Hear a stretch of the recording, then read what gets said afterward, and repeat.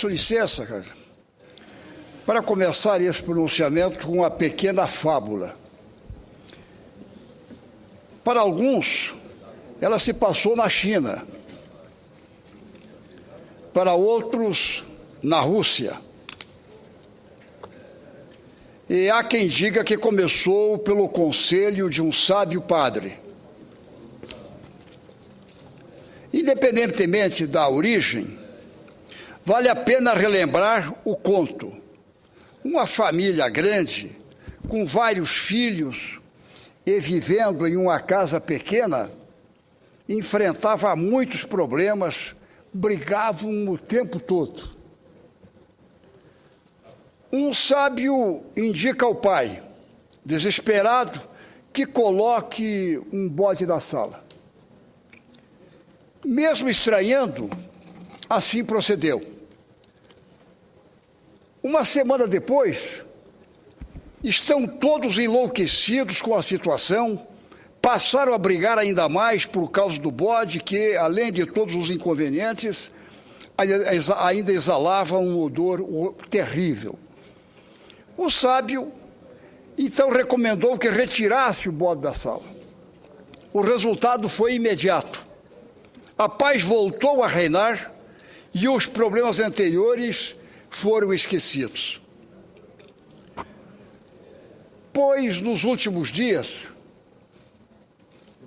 e convenhamos, isto vem ocorrendo,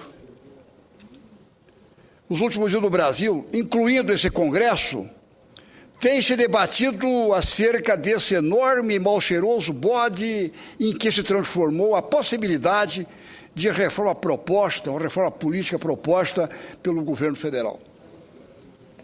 Enquanto se discutia plebiscito ou referendo, outras demandas, tão ou mais importantes, ficam temporariamente em segundo plano. Vale destacar que os deputados federais, através de suas lideranças, já decidiram deixar de lado a questão, tendo em vista a inviabilidade fática das alterações, a fim de que tenham eficácia para o próximo pleito. Seguindo, repito, o inafastável trâmite legislativo está compondo uma missão para elaborar e sistematizar suas propostas, a exemplo do que fez recentemente o Senado Federal. Cabe, no entanto, uma melhor sinergia entre as duas casas no trâmite da matéria. Deixo claro, para que não parem dúvidas, que considero a reforma política de fundamental importância. Contudo, nas ruas ela sempre esteve inserida no conjunto das manifestações. Já a reforma tributária recebeu das manifestações o apoio incontestável. Ademais, é reconhecida pelo conjunto da sociedade como vital para a consolidação do crescimento do país. No mesmo sentido, não verificamos, por parte do governo federal, real interesse em alterar as iníquas normas que hoje norteiam a relação entre União, Estados e municípios, partindo para o novo Pacto Federativo, que descentralize o poder financeiro e administrativo, que faz da União um império e dos Estados seus vassalos. Não presenciamos, nobres colegas, um gesto ou uma sinalização clara da intenção de uma reforma administrativa que aposte na boa gestão e de redução dos seus custos. O governo federal é uma paquidérmica máquina administrativa que inclui quase 1 milhão de servidores, que custa aos cofres públicos mais de 192 bilhões de reais anuais, somado aos 39 ministérios. Apenas a fim de comparação, em 2012, a dotação para investimentos foi de 114 bilhões, dos quais apenas 40% foram executados, ou seja, pouco mais de 45 bilhões. E vejam bem, e para se tocar essa máquina, para administrar, gastou-se 192 bilhões. Para tocar a máquina do governo conjunto. e para gastar e aplicar os 114 bilhões, apenas 45 bilhões foram executados. Aí não vai, aí não tem jeito.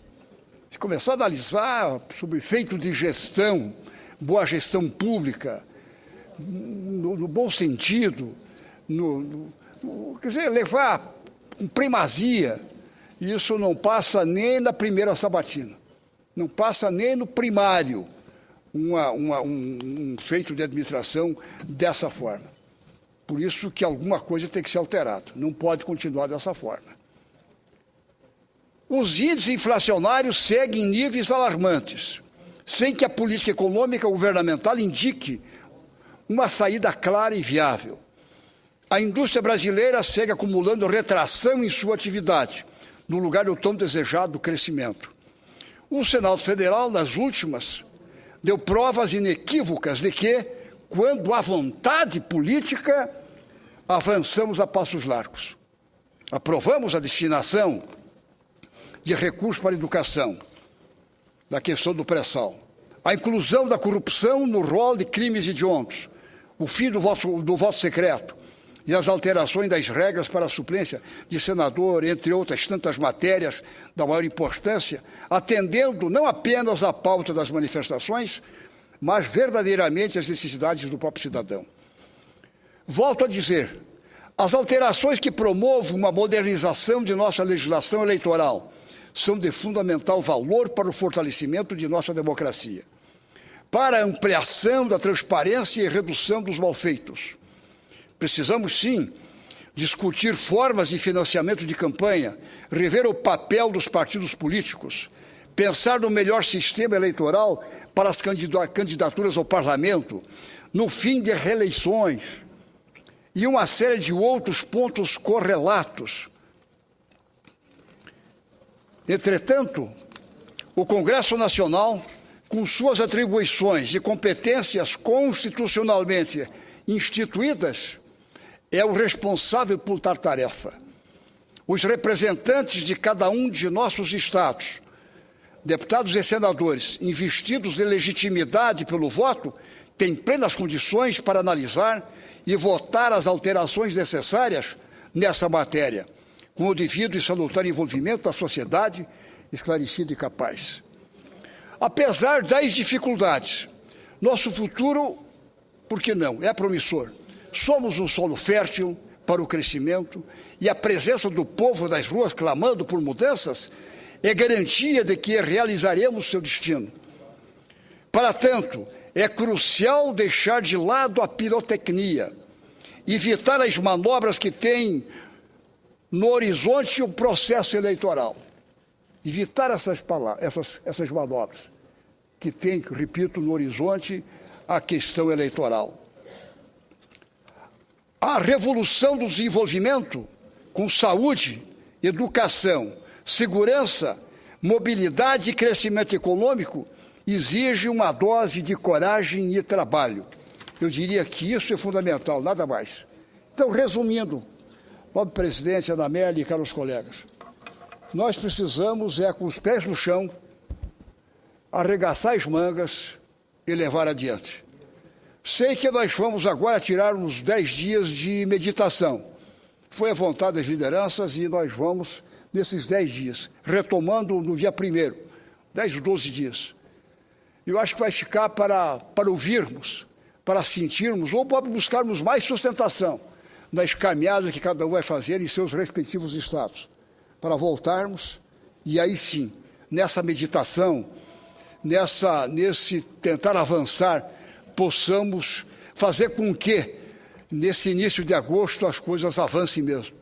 Eu diria que até a própria presidenta da República, o governo federal em si, deva tirar esses dias para meditar, para pensar.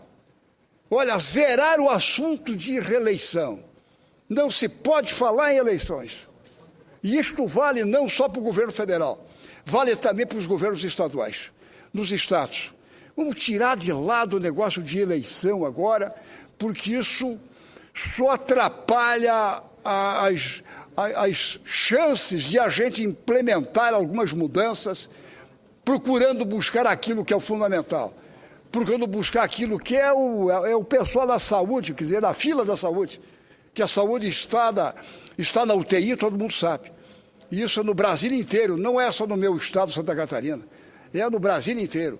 Quer dizer, tentar buscar isso, retirar isso, encontrar caminhos, encontrar aquele palpitar, dar uma resposta a essas questões que estão aí, estão sendo bradadas, procurar corresponder ao seio das pessoas. Então, não falar, zerar eleições. Eu acho que a Presidente da República poderia, nesses dias agora, fazer alterações, mudar. E eu enxugaria alguns ministérios, dar um trato, dar um enxugamento nos custos, no gasto público, dar algumas mudanças que venha a dizer, poxa, a questão é para valer, pelo jeito é isso. E não pensar em agradar esse, agradar aquele grupo, pensando sempre, todo ato que se pratica, já se pensa, ou leva a crer que se trata das eleições do ano que vem, para continuar no poder. E isso não faz bem. A sociedade não quer saber disso agora. Ela quer de soluções, e agora, é resultados. É isso que a sociedade deseja, ela reivindica, ela exige, de um certo modo. Então, eu acho que esse é o momento para isso. Vamos deixar as eleições, que isso é um fato natural que vão acontecer. Mudar as regras do jogo, se, por exemplo, cair a reeleição, e daí? Se caiu, caiu. Aí não tem. Então, vamos pensar nisso. Vamos pensar que pode, na mudança agora, até não ter mais reeleição ano que vem. Pode acontecer isso. Então, vamos tratar de buscar saídas, buscar aquilo que é o fundamental. Vamos tentar encontrar o caminho. A Câmara constituiu uma comissão para tratar desses temas, inclusive de algumas reformas das eleições do ano que vem. Vai ter coligações, não vai ter reeleição, vai ter isso, vai ter aquilo. Aqui no Senado, nós poderíamos fazer com que alguns temas que já se tratou antes, no ano passado, sobre a reforma política, possam também ser inseridas nessa comissão da Câmara. Eu acho que até em conjunto para nós ganharmos tempo. Eu até disse para o presidente do Senado, o Renan, ontem, olha, vamos, quem sabe, inserir essas propostas e alguns senadores nessa comissão da Câmara para que possamos avançar em conjunto e trazermos agora até outubro, que é um ano antes, constitucionalmente falando, um ano antes das eleições, para alterar essas regras, um ano antes. Não se pode alterar depois que o jogo praticamente começa. Então, eu acho que esse é o momento agora para se andar, para se trabalhar, para se tentar encontrar os caminhos nas questões fundamentais. Enfim, a nação aguarda por isso, antes que volte de novo a haver os movimentos, a haver as caminhadas, a haver as passeatas, a haver esses movimentos todos. A gente tem que avançar, temos que buscar responder a essas sinalizações. Eu acho que esse é o nosso papel agora. Por isso, deixo essas ponderações da presidenta Ana Amélia nesta tarde, aqui perante Vossa Excelência, perante os colegas aqui do Senado, fazendo com que nós continuemos a meditar. Meu caro senador, meus caros colegas Paim, meu caro senador do nosso Acre, lá do Mato Grosso, enfim, os colegas que estão aqui, lá da Rondônia, meu caro Pinheiro, da Bahia, enfim, olha, eu acho que todos nós temos essa responsabilidade. Vamos meditar nesses próximos 10 dias para voltarmos aqui e tentarmos responder com mais veemência aos clamores que estão surgindo nos 4 cantos do país. Muito obrigado. Cumprimentos.